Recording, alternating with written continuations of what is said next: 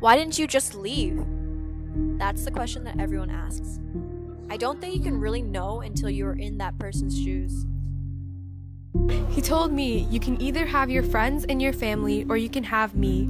I was young and in love, and I chose him, and said goodbye to the next 2 years of my life. I was in a vulnerable place, and was genuinely flattered by his attention.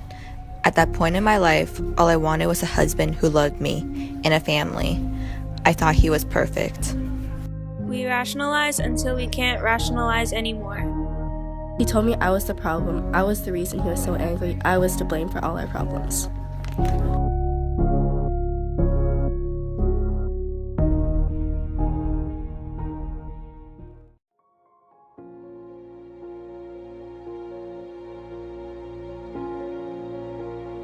Domestic violence is when one person in an intimate relationship or marriage tries to overpower their partner, whether it be physically, sexually, emotionally, or verbally. The abuser's goal is to gain dominance and control over the relationship.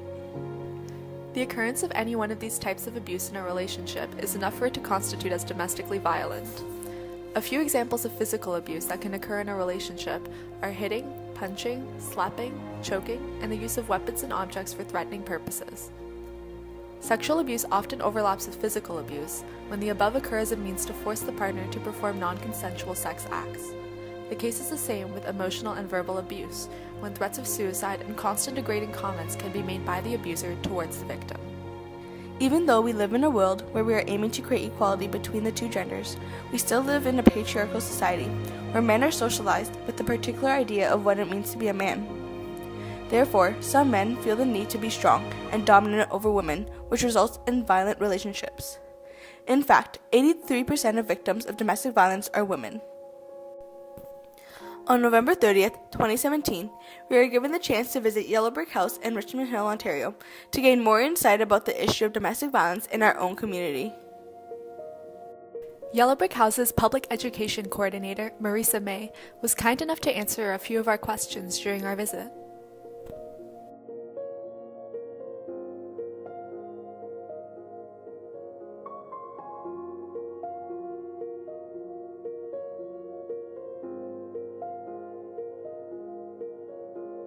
A lack of financial resources, which often include housing.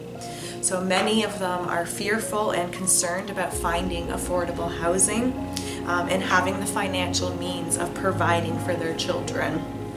Often their partner controls their finances and are threatened to do away with paying child support or spousal support.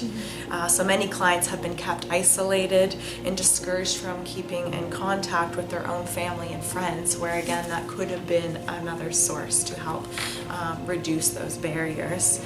So many of them too, many of these individuals have been stay-at-home moms, where they then feel that they don't have the skills that are needed to find good employment that comes with good pay. Another common challenge is again just the court system and navigating the court system. Something that was shared with us by one of our counselors who provides that legal support, if I may quote her. One of the biggest challenges the women we work with is facing their abusive partners and using the court system as another way to assert that power and control and to continue to abuse them in different ways. For example, delaying the court process, bringing her to court over and over again, withholding travel consent, using access to children as a way to intimidate or manipulate, threatening legal actions or withholding support orders, and certainly the list can go on. So there are certainly a wide range of barriers, but these were some specific challenges that our clients have addressed with us. Domestic violence not only affects the victim, but children of the couple as well. It leaves a scarring psychological imprint on the child, which can lead to many complications mentally, physically, and emotionally. For instance, they are at a higher risk of developing phobias and anxiety, as well as being more prone to aggressive tendencies and bullying. Studies show that children are more likely to become a victim or abuser if they have witnessed violence in their household.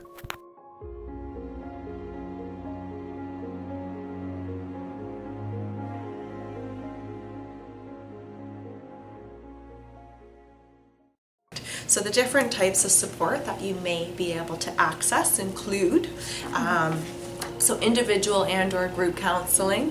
We also offer a 10-week program called When Love Hurts. Parenting support, which can include a program called Mothers in Mind, where we have facilitators that are trained to facilitate that group.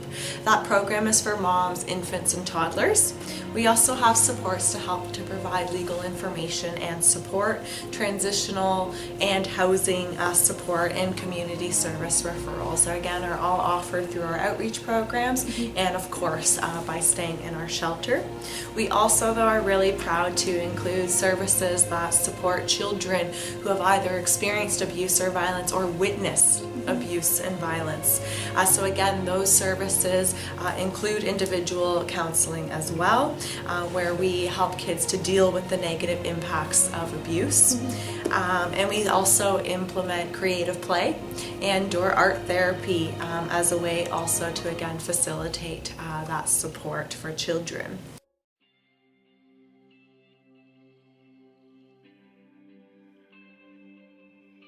Not alone. There are people who can help you and that want to help you, being the first. To remember to also to make memories, to do things that you enjoy, to smile, to laugh with their children, family, and friends, and to not let the legal bits consume their entire existence. Law and the court experience is only one piece of their present lives. The other pieces are what they make of it. Find time for self-love and self-care. Never forget that leaving something unhealthy is brave, even if you stumble a little out the door. You are never to be blamed. You have the right and you deserve healthy relationships that are free of abuse and violence.